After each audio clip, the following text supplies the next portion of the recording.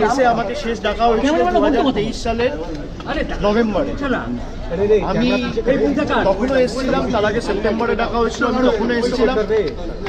আমাকে দিল্লিতে দুবার ডাকা হয়েছে, আমি গেছি, আমি সিবিআই এর অফিসে গেছি, সব মিলিয়ে প্রায় 10-12 বার কেন্দ্রীয় তদন্তকারী সংস্থাদের সামনে উপস্থিত হয়েছি।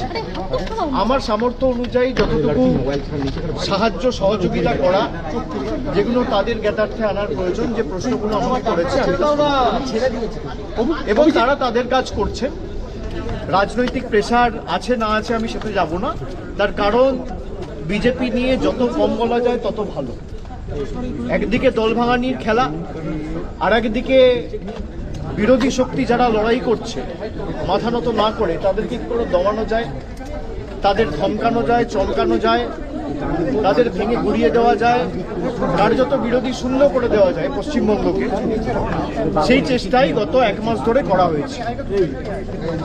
প্রথম দিকে এসআইআর এর নাম করে উপযুক্ত ভোটারদের ভোটার তালিকা থেকে নাম বাদ দেওয়া, কাউন্টিং ভেন্যু থেকে বল প্রয়োগ করে অন্যান্য দলের রাজনৈতিক কাউন্টিং এজেন্টদের বার করে দেওয়া, তারপরে পোস্টপোল ভায়োলেন্সের নামে কি তাণ্ডব লীলা চলেছে আমরা সব জায়গায় দেখেছি। বিরোধীরা যাতে বিরোধী দলনেতার স্বীকৃতি না পায় সেই নিয়ে ষড়যন্ত্র, কনস্পিরেসি, দল ভাঙানো, এমপি ভাঙানো, এমএলএ ভাঙানো, এইসব করে কোনো লাভ নেই।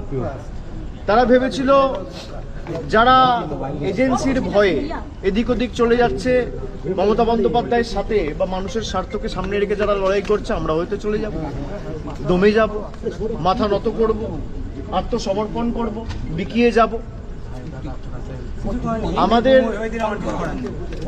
গলা কেটে দিলেও আমরা আত্মসমর্পণ করার লোক না, আমরা লড়াই করার লোক।